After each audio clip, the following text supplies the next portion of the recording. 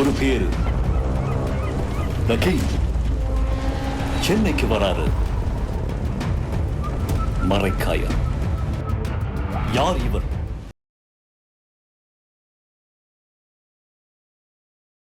கொத்தடிமைகளுக்கு எதற்கு நடிகர்கள் என்றும் கவி பேரரசு என்றும் பெயர்கள். குறைஞ்சபட்ச ஜனநாயக பண்பு உங்களுக்கு இல்லையே? குறைந்தபட்ச ஜனநாயக பண்பு இருந்ததுன்னா நீங்கள் மக்களை பார்த்து எப்படி ஸ்டாலினை தோக்கடிக்கலாம் நீங்கள் கேட்க மாட்டீங்க.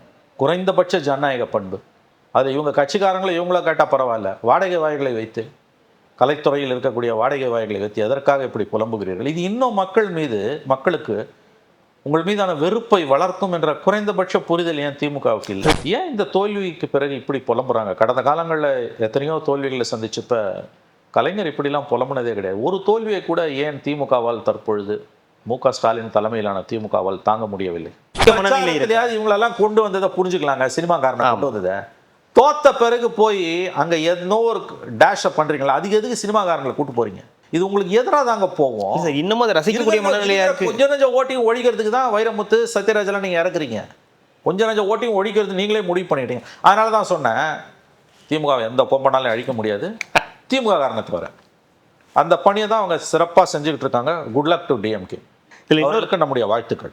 பெட்ரோலுக்ஸ் நெஞ்சங்களுக்கு வணக்கம். நான் கார்த்திக். இன்றைய பொலிட்டிக்கல் பல்ஸ் நிகழ்ச்சியில் நம்முடைய இணைந்திருப்பவர் மூத்த பத்திரிகையாளர் திரு மணி அவர்கள். வணக்கம் சார். வணக்கம்.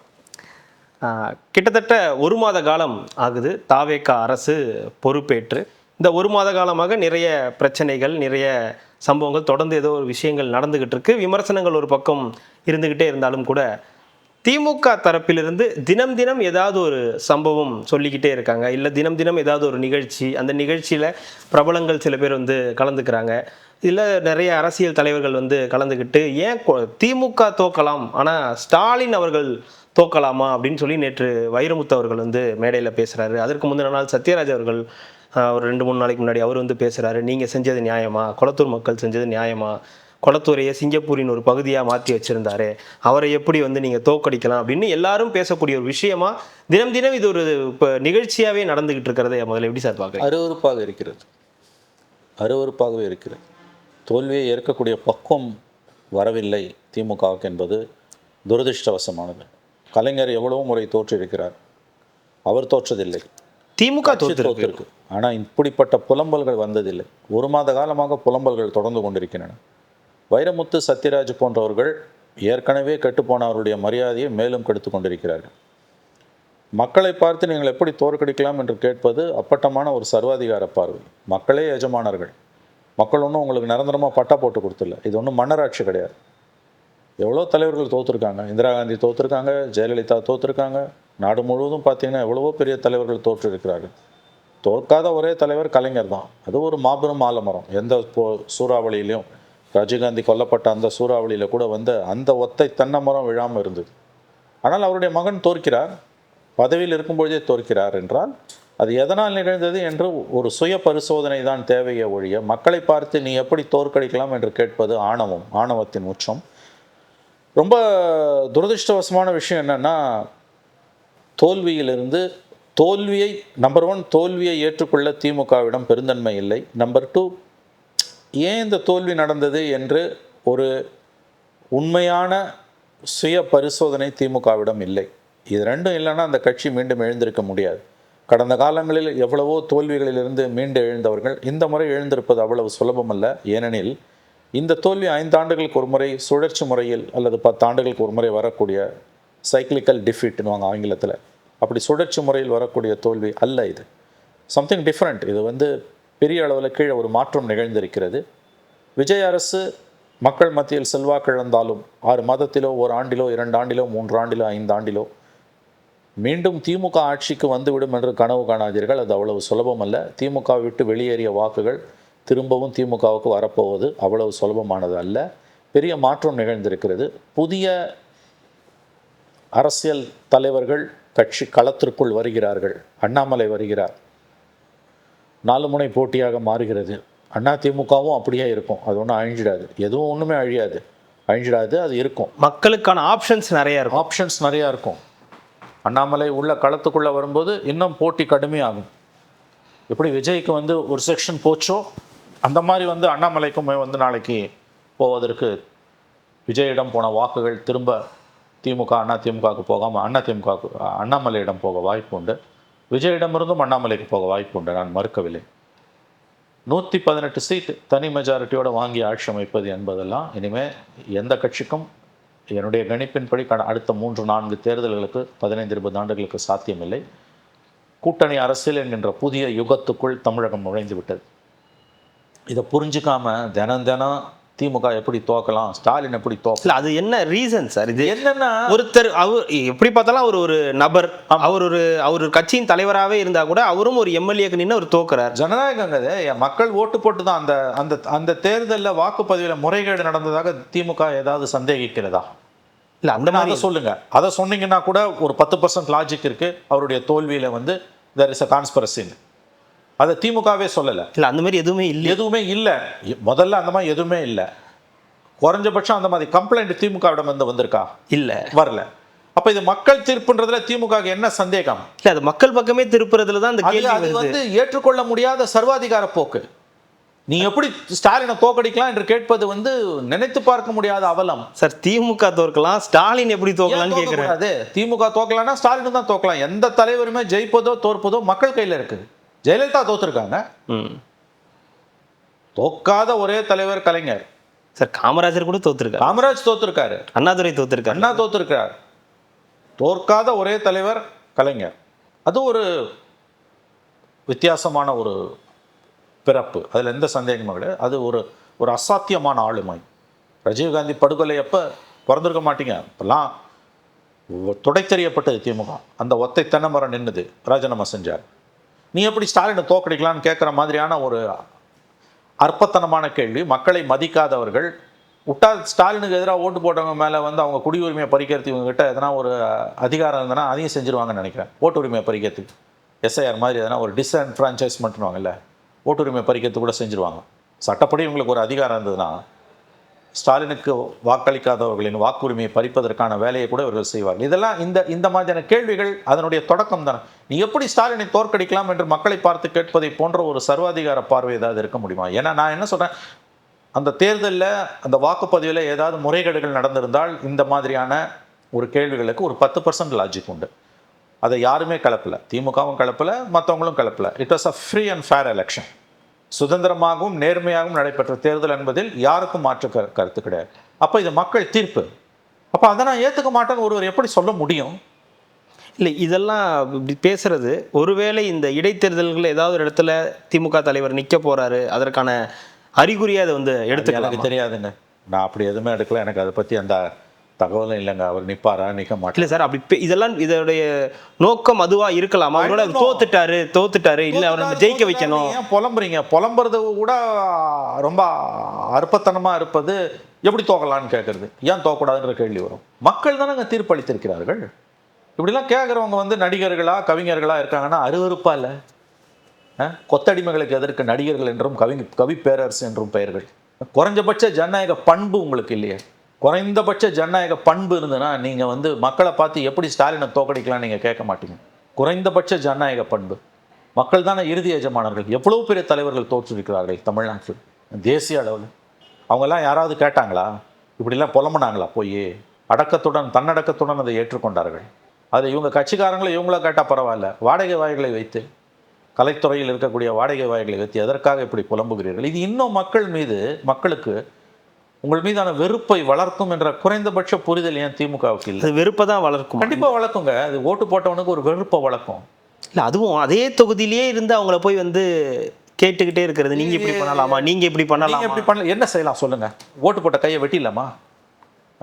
இந்த மை கூட அலையில ஏதோ ஓட்டு உரிமையை பறிச்சிருவாங்க. நான் சொல்கிறேனே, இவங்ககிட்ட ஒரு அதிகாரம் இருந்தது, நான் ஒரு கற்பனையாக வச்சுக்கோங்களேன், இவரிடம் அதிகாரம் இருந்தால் வாக்களிக்காதவர்களின் வாக்குரிமையை பறித்து விடுவார்கள். இது எவ்வளோ ஒரு நினைத்து பார்க்க முடியாத. கடந்த காலங்கள்லாம் யாருமே இப்படி பண்ணலாங்க. அந்த தொகுதிக்குள்ளே போய் நீ எப்படி ஓட்டு போடலாம்? ஆமாம், நான் ஓட்டு போடல, அது ஏன் உரிமை?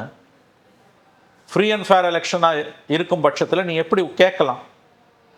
அப்புறம் ஜனநாயகத்தோட அர்த்தம் என்பது என்ன? நீங்கள் செய்ய வேண்டியது சுய பரிசோதனை.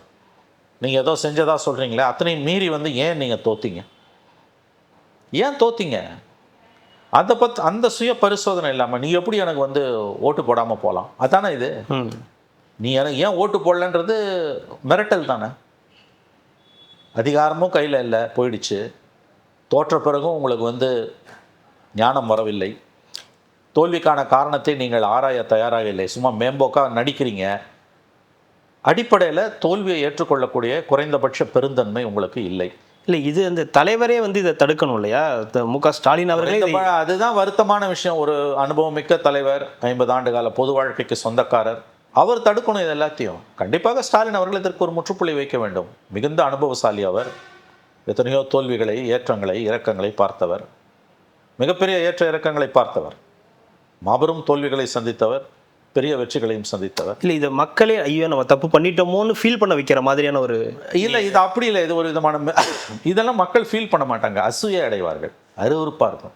தினம் தினம் போய் வந்து வாடகை வாய்களை வச்சுக்கிட்டு அது சினிமாக்காரங்களை கூட்டிட்டு போயிட்டு சினிமாக்காரங்களை கூட்டிட்டு வந்து இதை பேச வைக்கிறதே ரொம்ப அருவருப்பாக இருக்குது. மக்களுக்கு புத்தி சொல்கிற அளவுக்கு இந்த சினிமாக்காரங்களுக்கு ஒன்றும் தகுதி கிடையாது. ஓட்டு போட்டவனை பார்த்து நீ எப்படி ஓட்டு போடலைன்னு கேட்குற தகுதி யாருக்கும் கிடையாது, யாருக்குமே கிடையாது. அப்போ ஜனநாயகத்தோட அர்த்தம் என்ன நான் கேட்குறேன். உங்களுக்கு குறைஞ்சபட்ச ஜனநாயக பண்பு இருந்ததுன்னா, தோத்த பிறகு ஒரு தலைவர் ஒரு தேர்தலில் தோத்த பிறகு அந்த தொகுதி மக்களை பார்த்து நீ எப்படி தோக்கடிக்கலாம், திமுக தோக்கலாம், ஸ்டாலின் தோக்கக்கூடாது, அது என்ன ஆகாது, 2 பேரும் தோக்கக்கூடாதுன்னு சொல்லு. தனி மனிதரை விட கட்சி பெருசு, அங்கேயும் நீ கோளாறு பண்ணுற, அங்கேயும் வந்து தனி மனித சர்வாதிகாரம் வருது. திமுக தோக்கலாம், திமுக அது எப்படி திமுக தோக்கலாம்? ஸ்டாலின் தோக்கக்கூடாதுன்னா திமுகவும் தோக்கக்கூடாது, திமுக தோக்கலாம்னா ஸ்டாலினும் தோக்கலாம். திமுகவே தோக்கும்போது ஸ்டாலின் தோக்கக்கூடாதா? திமுகவே தோக்கும்போது ஸ்டாலின் தோக்கக்கூடாதா? மக்கள் உங்களை தோற்கடித்திருக்கிறார்கள். அதுக்கான உண்மையான காரணத்தை தான் ஆராயணும். அதை நீங்க ஆராயுங்க. ஓட்டு போட்ட மக்களை பார்த்து இப்படிலாம் பேச, மற்ற பிரச்சனைகளுக்கு இவங்க எங்கேயுமே குரல் கொடுக்கறதாகவோ இதை பத்தி பேசுறதாகவோ எதுவுமே இல்லை. இந்த ஒரு மாசத்துல நான் கேட்குறேன், பிஜேபிக்கு எதிராக இவங்க என்ன பண்ணாங்க? நாடே பத்தி எரியுது. தர்மேந்திர பிரதான் ராஜினாமா பண்ணணும்னு ஆயிரக்கணக்கான இளைஞர்கள் ஜந்தர் மந்தரில் கூடி ஆர்ப்பாட்டம் பண்ணுறாங்க. நீட்டுன்னு சொல்லி 2 எலெக்ஷனை ஏமாற்றி ஓட்டு வாங்கினீங்கல்ல. இன்றைக்கி நீட்டு பேப்பர் லீக் ஆகிருக்கு, சிபிஎஸ்சி கொலாப்ஸ். குறைஞ்சபட்சம் திராவிட முன்னேற்ற கழகம் மத்திய கல்வி அமைச்சர் ராஜினாமா செய்ய வேண்டும் என்று இந்த 1 மாத காலத்தில் ஏன் கோரிக்கை வைக்கவில்லை? அது பிரச்சனைங்க. குளத்தூரில் ஸ்டாலின் தோத்தது ஒன்றும் பிரச்சனை கிடையாது, அது மக்கள் தீர்ப்பு. இன்றைக்கி தோக்கலாம், நாளைக்கு ஜெயிக்கலாம். அடுத்த எலெக்ஷனில் அதே தொகுதியில் அவர் பெரிய அளவில் வச்சு பெறலாம். இல்லை, நீங்கள் சொல்கிறதோட ஒரு சிங்க் பண்ணணும்னா, சத்யராஜ் அவர்கள் என்ன சொல்கிறாருன்னா, இதுக்கு நேர் எதிராக இருக்கக்கூடிய பிஜேபிக்குள்ளே நீங்கள் ஓட்டு போட்டிருக்கணும். திமுகவை தோக்கடிக்கிறீங்கன்னா இதுக்கு நேர் எதிராக இருக்கக்கூடிய சித்தாந்தத்தில் இருக்கக்கூடிய ஆர்எஸ்எஸ் பிஜேபிக்குள்ள நீங்கள் ஓட்டு போட்டிருக்கணும், நீங்கள் இவருக்கு ஓட்டு போட்டு ஜெயிக்க வச்சிங்கன்னு கேட்குறாரு. இதெல்லாம் ஒரு பேச்சு. இவர்களெல்லாம் ஆளுமைகள் என்று சொல்வதே அவலமானது. எங்கே போய் கேட்குறாரு இது அவர்? இது குளத்தூர் தொகுதியில். இது என்னங்க இது என்ன? என்னால் நான் கேள்விப்படலை. நீங்கள் சொல்லும் போது நான் கேள்விப்படுகிறேன். இது தொகுதி மக்களை பேசினாரு. அது தொகுதி மக்களை இழிவுபடுத்துறது. அதாவது குறைந்தபட்ச நியாய தர்மம் புரிதல் எல்லாம் காற்றில் பறந்து. அதாவது இந்த சித்தாந்தம் இல்லைன்னா நீங்கள் இந்த சித்தாந்தத்துக்குள்ள போயிருக்கணும். நடுவில் எந்த சித்தாந்தம் இந்த இதுக்குள்ள நீ எப்படி வரேன்னு கேட்குறாங்க. அதை கேட்க நீ யாரு? ஓட்டு போட்ட மக்களை பார்த்து இப்படியெல்லாம் பேச நீங்கள் யார்? திமுக பேச மாட்டாங்க. திமுகவோட பிரச்சனையே கடந்த 5 ஆண்டுகளில் அவங்க தோத்ததுக்கான முக்கியமான காரணங்களில் ஒரு காரணம் சத்யராஜ் மாதிரியான வாடகை வாய்கள். இது வந்து பத்திரிகையாளர்கள் என்ற பெயரில், அரசியல் பார்வையாளர்கள் என்ற பெயரில் தினம் சாயங்காலம் 6 மணிலேருந்து 12 மணி வரைக்கும் தொலைக்காட்சி வாதங்கள், அப்புறம் எண்ணிலடங்காத நூற்றுக்கணக்கான யூடியூப் சேனல்ஸ், இதெல்லாம் உட்காந்துக்கிட்டு திமுககாரர்கள் வெட்கி தலை குனியக்கூடிய அளவுக்கு 3 தலைமுறை திமுககாரர்கள் நினைத்து கூட பார்க்க முடியாத அளவுக்கு திமுகவுக்கு காவடி தூக்கிய, சொம்படித்த, ஜால்ரா போட்ட பத்திரிகையாளர்கள், அரசியல் பார்வையாளர்கள் என்ற போர்வையில் வலம் வந்த ஒரு கூட்டமும், சினிமா நடிகர்களில் ஒரு பிரிவினரும், இன்றைக்கு சத்யராஜ் உட்பட, இவர்களெல்லாம் ஒரு காரணம் திமுக தோற்றதற்கு. இது தேர்தல் முடிஞ்ச பிறகாவது இவங்கெல்லாம் வந்து திருந்துவாங்கன்னு பார்த்தோம். திருந்த மாட்டாங்க. ஒரு தோல்வி அல்ல, இன்னும் ஒரு 2-3 தோல்வியை திமுகவுக்கு நாங்கள் பரிசளிக்காமல் போக மாட்டோம் என்று சத்யராஜ் போன்றவர்கள் கங்கணம் கட்டி கொண்டிருக்கிறார்கள். இல்லை என்றால் இப்படி அவர்கள் பேச மாட்டார்கள். இந்த சித்தாந்தத்துக்கு எதிராக அந்த சித்தாந்தம், இது என்ன பேச்சு இதெல்லாம்? நீ வேணான்னு மக்கள் முடிவு பண்ணிட்டாங்க. ஒரு முதலமைச்சர் தோற்கடிக்கப்பட்டிருக்கிறார் ஃப்ரீ அண்ட் ஃபேர் எலெக்ஷனில். அப்போ மாற்றம் நிகழ்ந்திருக்கிறது கீழே. அது என்னென்னு புரிஞ்சுக்க ட்ரை பண்ணுங்கள். மக்கள் மனங்களை வெல்ல பாருங்கள். மக்களையே குற்றவாளி கூண்டில் ஏற்றி நீ எப்படி ஓட்டு போடலைன்னு விட்டா கழுவில் ஏற்றிடுவீங்க இல்லையா? ஓட்டு போடாத குற்றத்துக்கு மக்களை வந்து தூக்கு தண்டனையை கொடுத்துருவீங்க, இல்லை ஓட்டு உரிமையை பறிச்சிடுவீங்க. அதெல்லாம் உங்களால் முடியாது, புலம்புறீங்க. இது எனக்கு ஒரு விஷயம் புரியலைங்க. வாடகை வாய்களை எந்த அளவுக்கு உபயோகப்படுத்தணும்னு ஒரு அளவு இருக்குது. திராவிட முன்னேற்ற கழகம் மாதிரியான ஒரு அனுபவம் வாய்ந்த கட்சி, சுதந்திர இந்தியாவின் வரலாறில் நம்பர் 1 பொலிட்டிக்கல் பார்ட்டி, அகாலிதளுக்கு அடுத்தபடியாக சொல்லலாம். ஏன் இந்த தோல்விக்கு பிறகு இப்படி புலம்புறாங்க? கடந்த காலங்களில் எத்தனையோ தோல்விகளை சந்திச்சப்ப கலைஞர் இப்படிலாம் புலம்புனதே கிடையாது. ஒரு தோல்வியை கூட ஏன் திமுகவால் தற்பொழுது மு.க.ஸ்டாலின் தலைமையிலான திமுகவால் தாங்க முடியவில்லை? இல்லை, தொடர்ந்து இன்னொரு பக்கம் 6 மாத காலம் இந்த ஆட்சி தாங்குமா அப்படின்னாங்க. இப்போ சமீபத்தில் 3 மாத காலம் இந்த அரசு தாங்குமான்ற ஒரு கேள்வி வந்திருக்கு. இதில் மேலும் மேலும் வெறுப்பை வளர்க்குங்க. இது அவங்களுக்கு புரிஞ்சுக்க இல்லை, என்ன ரீசன்? ஒரு 6லேருந்து 3க்கு வந்திருக்காங்க. ஏற்றுக்க முடியல. தோல்வியை ஏற்றுக்கிற பெருந்தன்மை இல்லை. அரசுக்கு மெஜாரிட்டி இல்லைன்றது உண்மை. ஆனால் கவுந்துரும் நீங்கள் பேசுகிறதால உங்களுக்கு எதிரான உணர்வு மக்கள் மத்தியில் பெருகும். ஒருவேளை நீங்கள் சொல்கிற மாதிரி கவுந்துனா அடுத்து 200 சீட்டு ஜெயிச்சு விஜய் உட்காருவார். நீங்கள் இப்போ இருக்கிற அந்த 59 கூட இல்லாமல் ஒற்றை இலக்கத்துக்கு போவீங்க. இந்த 2 விஷயம் தொடர்ந்து சொல்கிறாங்க சார். நம்மளுடைய தயவில் தான் இது இந்த ஆட்சி நடக்குது. ஏதாவது திட்டங்கள் ஒன்று வந்துச்சுன்னா முத்துவேல் கருணாநிதி ஸ்டாலின் ஆட்சி தான் நடக்குது அப்படின்ற விஷயம் சொல்கிறாங்க. ஆனால் பிரச்சனைகள் வரும்போது இந்த தாவேக் ஆட்சி, சோஃபா மாடல் ஆட்சி, இது முரண்பாடை புரிஞ்சுக்கோங்க. நடப்பது திமுக ஆட்சின்றீங்க, அப்புறம் ஏன் அது 3 மாதத்தில் கவுந்துருன்ற? ஏதாவது ஒன்று சொல்லுங்கள். கவுந்துருன்னு தொடர்ந்து சொல்லுங்கள். ஓகே, உங்கள் ஆசையை தீர்த்துக்கிறீங்க. ஜனநாயக நாடு, யார் வேணால் எது வேணால் பேசலாம், தாராளமாக சொல்லுங்கள். அதையே சொல்லுங்கள் தொடர்ந்து. இல்லை இது திமுக ஆட்சி தான் அப்படின்னு சொல்லுங்கள். அப்படின்னா அது தொடரப்போகுதுன்னு அர்த்தம். இது தொடர்றதும் தொடராததும் மக்கள் கையில் இருக்குது, திமுக கையில் இல்லை. ஒருவேளை இந்த அரசு திமுகவில் ஒரு தரப்பினர், எல்லாரையும் நான் சொல்லலை, உண்மையான கட்சிக்காரன் சத்யராஜ் மாதிரி வைரமுத்து மாதிரிலாம் பேச மாட்டான். அவன் மக்களை பார்த்து அப்படி கேட்க மாட்டான். அவனுக்கு தெரியும் இது தோல்வியை ஏற்றுக்கணும்னு. பிரச்சனையே திமுகவோட பிரச்சனையே இந்த 5 ஆண்டுகளில் திமுக பாலிடிக்ஸை அவங்கள ஆதரிப்பவர்களை அவுட் சோர்ஸ் பண்ணாங்க வாடகை வாய்களுக்கு, பெய்டு மவுத்ஸுக்கு. அதில் பெரிய நடிகர்கள், பெரிய கவி பேரரசுகள், பெரிய பத்திரிகையாளர்கள் எல்லாரும் அடக்கம். அவங்கெல்லாம் சேர்ந்து தான் இந்த நிலைமைக்கு திமுகவை கொண்டு வந்திருக்காங்க. இந்த உண்மை அதிகாரம் போன பிறகும் துரதிருஷ்டவசமாக திமுக தலைமைக்கு புரியலன்றது தான் ரொம்ப வருத்தமான விஷயம். ஏன் நடந்ததுன்னு அவங்களுக்கு புரியல. மக்களை மேலும் மேலும் இழிவுபடுத்திகிட்டு இருக்காங்க இவங்க. இது இன்னமும் இவங்க இந்த தோல்வியிலிருந்து மீளுவதை தாமதப்படுத்தும். திரும்பவும் சொல்கிறேன், இந்த அரசு ஒருவேளை 3 மாதங்களிலோ 6 மாதங்களிலோ அல்லது ஒரு ஆண்டிலோ கவிழ்ந்தால் தெரியாது. இந்த மாதிரி விஷயங்கள என்ன வேணால் திடீர்னு நடந்துடும். நான் அதை மறுக்கலை. அப்படி ஏதாவது நடந்ததுன்னா அடுத்த தேர்தலில் திமுக ஜெயிச்சு ஆட்சி அமைக்கும்னு கனவு கண்டிங்கன்னா அது கனவு தான். அதை விட முட்டாள்தனம் எதுவும் இருக்க முடியாது. ஒன்று, இப்போ இருக்கிறதோட கூடுதல் இடங்களை வாங்கி விஜய் அறுதி பெரும்பான்மையோட உட்காருவார். இல்லை மறுபடியும் ஒரு பெரிய குழப்பம் ஏற்படும். அப்போ மறுபடியும் தேர்தல். அப்போ மக்கள் மத்தியில் இந்த தேர்தலை திணித்ததற்காக திமுக மீது தான் அந்த கோபம் திரும்பும். இன்றைக்கி எடப்பாடி பழனிசாமி கூட ஒரு நிதானமாக இருக்கார். அண்ணா திமுக கூட கூலாக இருக்காங்க. ஏன் திமுகவால் அந்த நிதானம் அவங்களுக்கு இல்லை? இன்னமும் அந்த தோல்வியிலேருந்து மேலும் அதிமுகவில் தான் நிறைய பேர் அங்கே போகிறாங்க. அங்கே போகிறத நீ தாவேக்காக்கு போகிறத திட்டுறீங்களே, மாற்றுக் கட்சியிலேருந்து 1000 பேர் வந்தாங்கன்றீங்களே, அதெல்லாம் எதுக்கு உங்களுக்கு? இல்லை, அந்த நிகழ்ச்சியில் தான் தாமோன் பரசன் என்ன சொல்கிறாரு, நம்ம எதிரி யாரோ நினச்சிட்டு இருந்தேன், கடைசியாக இந்த நாய்ங்க தான் எதிரின்றது. நம்ம வார்த்தைலாம் எவ்வளோ பெரிய வார்த்தைங்க. இந்த நாய்களை நம்ம கண்டுக்கவே இல்லை. இது எவ்வளோ பெரிய வார்த்தைங்க. இது எவ்வளோ பெரிய வார்த்தை. வாக்களித்த மக்களை அந்த வார்த்தைகள் சொல்கிறதுன்றது கொத்தடிமைகளாக மக்களை திமுக நினைக்கிறது. அதனால தான் இந்த தோல்வியை அவங்களால ஏற்றுக்க முடியல. ஏடிஎம்கேக்காரன் இப்படி பேசலையே. எவ்வளோ இழிவுபடுத்தணும், எடப்பாடியோ இழிவுபடுத்தினாங்க, மட்டமாக பேசினாங்க. இத்தனையும் அவர் கட்சியிலேருந்து 4 பேர் அங்கே ஓடிப்பட்டோம். அவர் நிதானமாக இல்லை இருக்கார். இந்த மாதிரி வார்த்தைகள் அதிமுககாரன் வாயிலேருந்தோ எடப்பாடி வாயிலேருந்தோ வரவே இல்லையே. உங்கள் தலைவர் தோற்றுருக்காருங்க குளத்தூரில்.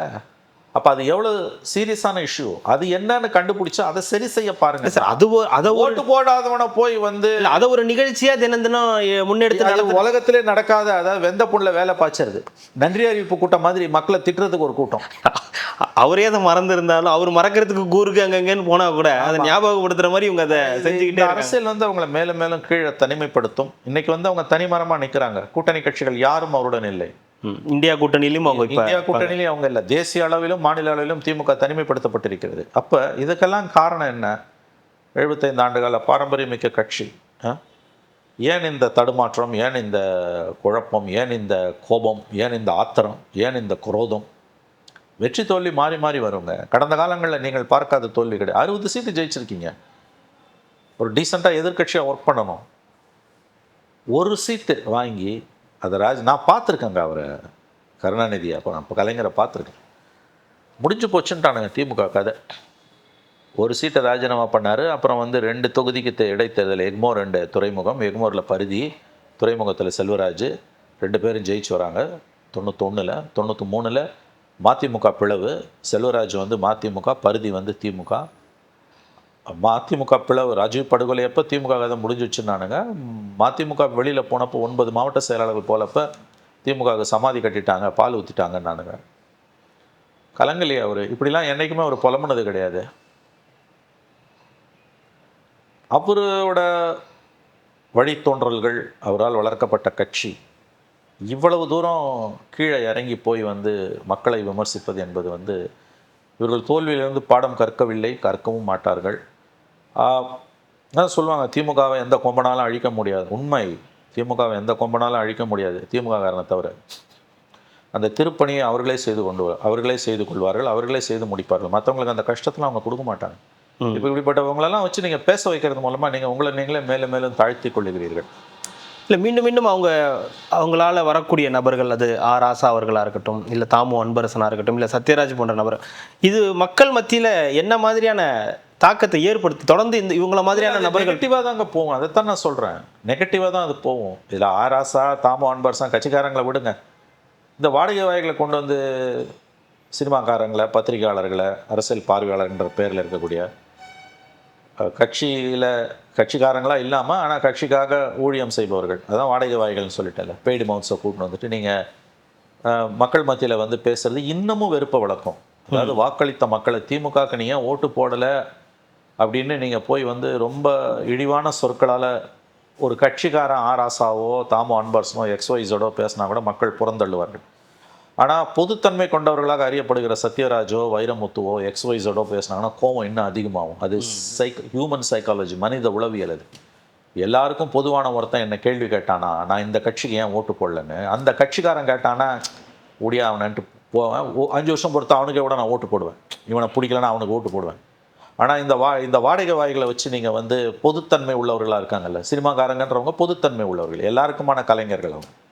நீ ஒரு அரசியல் கட்சி தலைவருக்கு ஓட்டு போடலன்னு திருவாளர் பொதுஜனத்தை பற்றி நீ கேட்குறேன்னா நீ வந்து என்னன்றது எல்லாருக்கும் தெரியும். இவர் பெய்டு மவுத். இது மக்கள் மத்தியில் இன்னமும் கோபத்தை உண்டாக்கும். இதோட பலன் இவங்க பேசிட்டு இவங்க போயிடுவாங்க. திமுக மேலே இருக்க வெறுப்பு மேலும் ஆழமாக நிரந்தரமாக திமுகவை குழி தோண்டி புதைக்கிறதுக்கான வேலையை செய்ய ஆரம்பிச்சிருக்காங்க. அதை தான் நான் சொன்னேன், திமுகவை எந்த கொம்பனாலும் அழிக்க முடியாதுன்னு அவங்க கட்சிக்காரங்க பேசுவாங்க. உண்மைதான், திமுகவை எந்த கொம்பனாலும் அழிக்க முடியாது திமுக காரனை தவிர. அந்த வேலையைத்தான், அந்த திருப்பணியைத்தான் இப்பொழுது அவர்கள் செய்து கொண்டிருக்கிறார்கள்.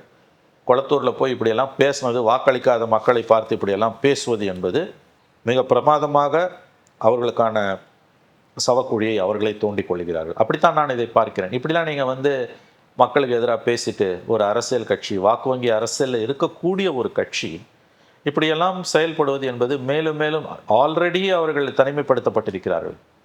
தனிமரம் தோப்பாகாது. இன்றைக்கி வந்து தேசிய அளவிலையும் மாநில அளவிலையும் அவங்க தனியாக நிற்கிறாங்க. நேற்றைக்கு இந்தியா கூட்டணி கூட்டத்தில் முதன்முறையாக திமுக கலந்து கொள்ளவில்லை. இந்தியா கூட்டணியோட ஆரம்பகால உறுப்பினர்கள், தொடர்ச்சியாக அதில் பயணித்தவர்கள், இன்றைக்கி அதில் அவங்க கலந்துக்கலை. ஒரு பெரிய மாற்றம் நிகழ்ந்திருக்கு. அவங்க கலந்துக்கலாம், ஆம் ஆத்மி கலந்துக்காது விடுங்க, திமுக கலந்துக்கல, நம்ம ஆம் ஆத்மியை பற்றி கவலைப்பட தேவையில்லை. ஸோ தேசிய அளவில் தனிமைப்பட்டிருக்கிறீர்கள். கடந்த 7 ஆண்டுகளாக நீங்கள் செய்த அரசியல் இன்றைக்கு ஒரு பின்னடைவை சந்தித்திருக்கிறது.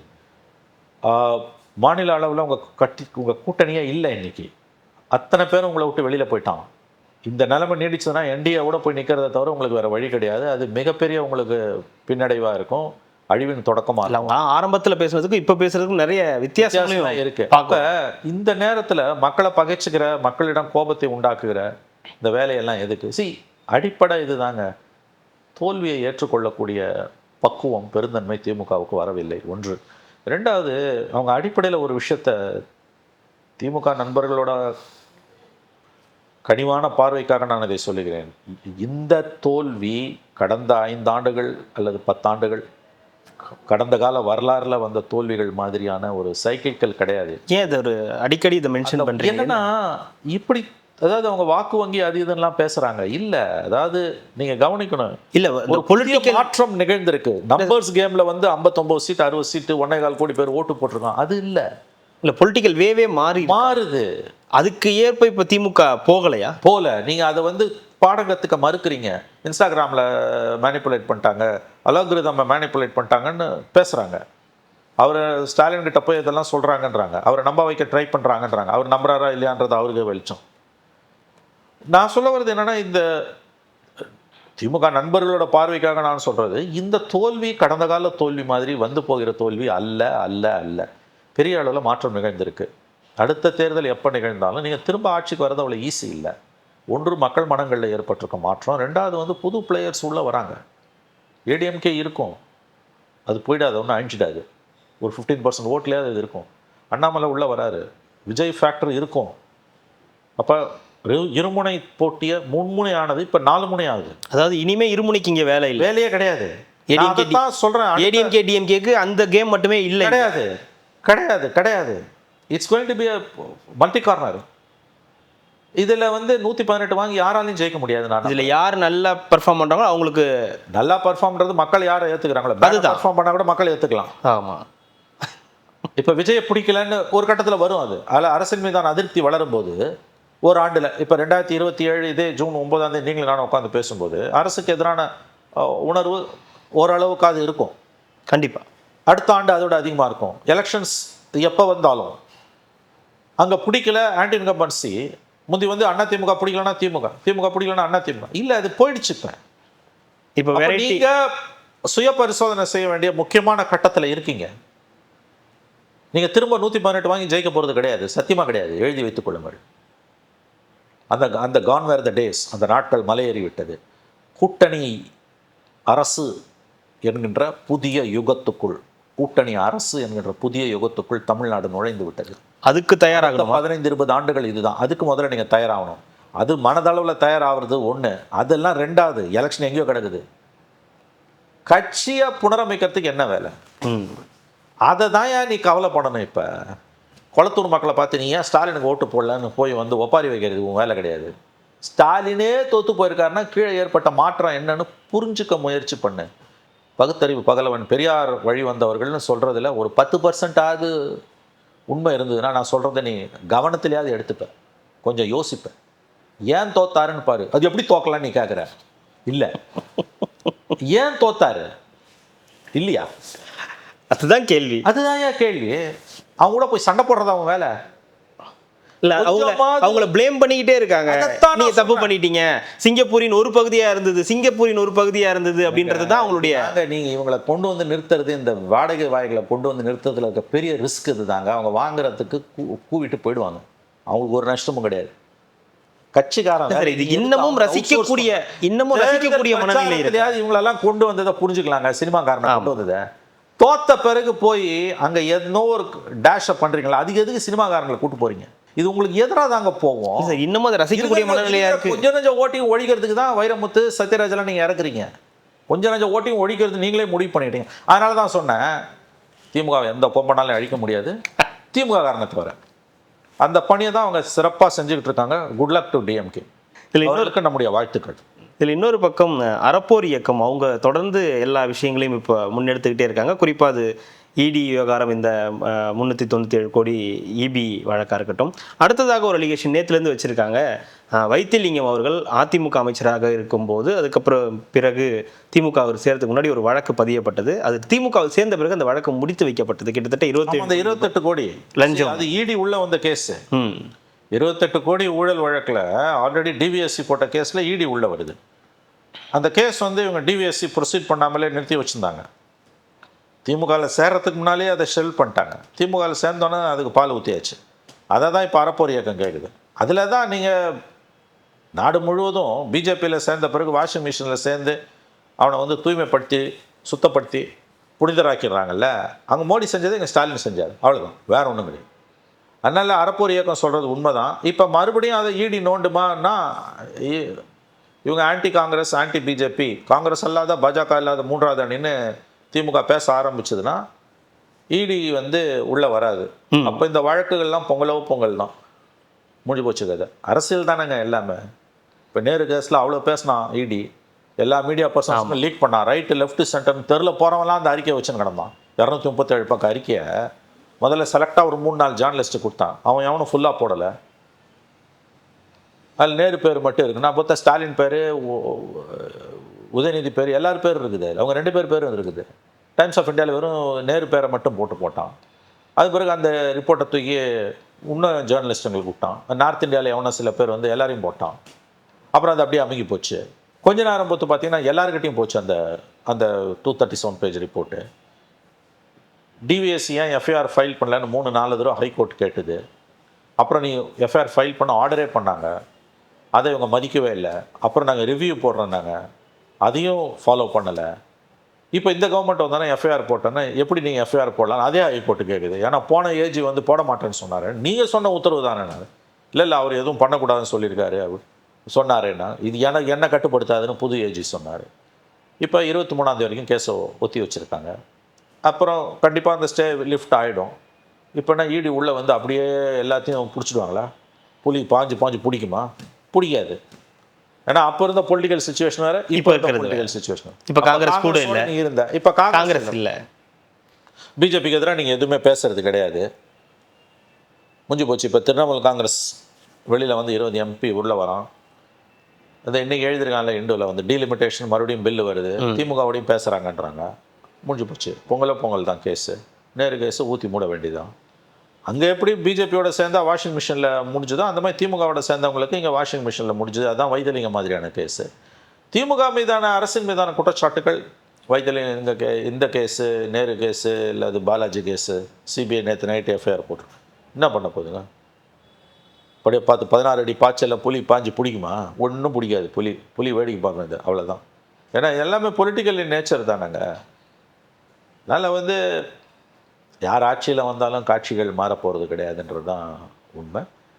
கொளத்தூர் விஷயம், சத்யராஜ், வைரமுத்து போன்றவர்களுடைய பேச்சு சொந்த செலவில் திமுக சூனியம் வைத்துக் கொள்கிறது. சொந்த செலவில் சூனியம் வைத்துக் கொள்வதில் கின்னஸ் ரெக்கார்ட் படைத்துக் கொண்டிருக்கிறது DMK. Good luck to DMK. கண்டிப்பாக சார். அடுத்தடுத்த நிகழ்வுகளில் தொடர்ந்து பேசலாம். மிக்க மகிழ்ச்சி. நன்றி.